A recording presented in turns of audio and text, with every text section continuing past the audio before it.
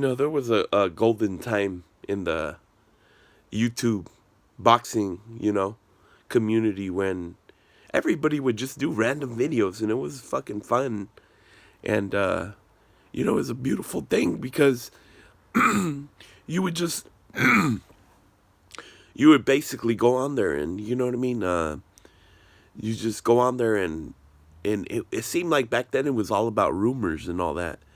And, you just go on there and okay, this guy's fighting this guy wants to fight this guy fucking calls this guy out, this other motherfucker just beat this guy up. I mean, it was a golden time, and it seemed like it was cool, but you fast forward to right now, and it's like, boxing has hit like it's gone stale for some reason, and really what I wanted to you know, basically it's gone stale for me personally because, I'm no longer a casual fan. I mean, the only time I could really call myself a casual fan was back in the day when my familia, my family, we used to get together at my grandpa's house, who, you know what I mean, rest in peace. My late grandfather, he passed away. But anyways, he used to record everything on VHS, but nevertheless, he used to buy every pay-per-view.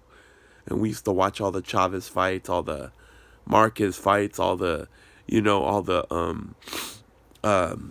basically all the good fights. We used to watch them all. And, you know what I mean? We used to watch all the Mike Tyson fights, all the Holyfield fights. Just the best fights that you could think about. And, you know, we saw some Tommy Morrison fights and, I mean, we used to watch all the good fights that, that were hyped up back then. But what I'm trying to say is, back then I was a casual boxing enthusiast. And, I was just watching boxing because it was part of my culture, basically. It was just part of my family. That's what we used to do. I mean, we used to get together and everybody used to just, grill meat on the grill and, watch boxing fights. All the best fights, not saying those particular fighters were the best ones, but nevertheless, those were the ones that we used to like and we watched, And I'm sure you guys understand this, but, what I'm trying to say is boxing's kind of hit like a stump right now. Nobody, I mean, all the people that I know that I respect, they never do videos.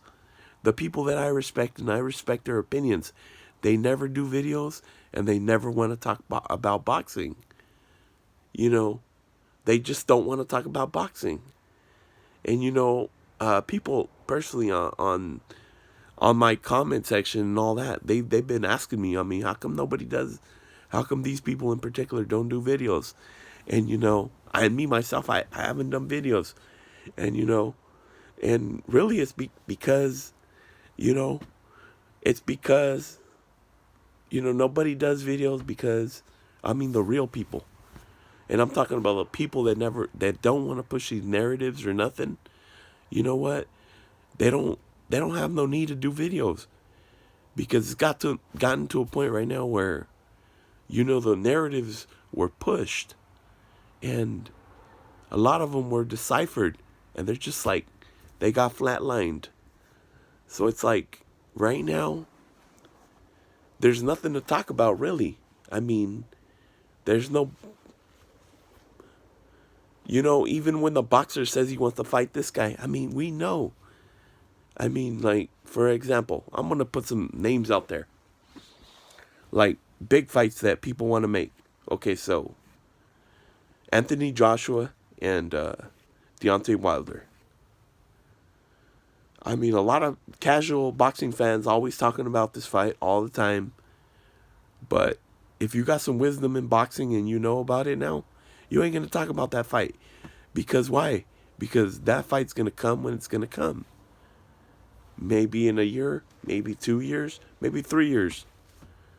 But for the most part, I mean, who gives a fuck about it? Because really, I mean, they're trying to play us like they did with Mayweather and and Pacquiao, you know? So if you got wisdom, you're not even gonna stress that fight. You're just gonna let it happen whenever it happens, because we know we got two bullshit. I mean, I'm not gonna rush into that, but what I said, I mean, a better example would be Crawford and Spence. I mean, why push that fight if it's gonna happen when it's gonna happen? You have to realize on both sides of the spectrum, you have two bullshit ass promoters that you can't pressure them to do shit.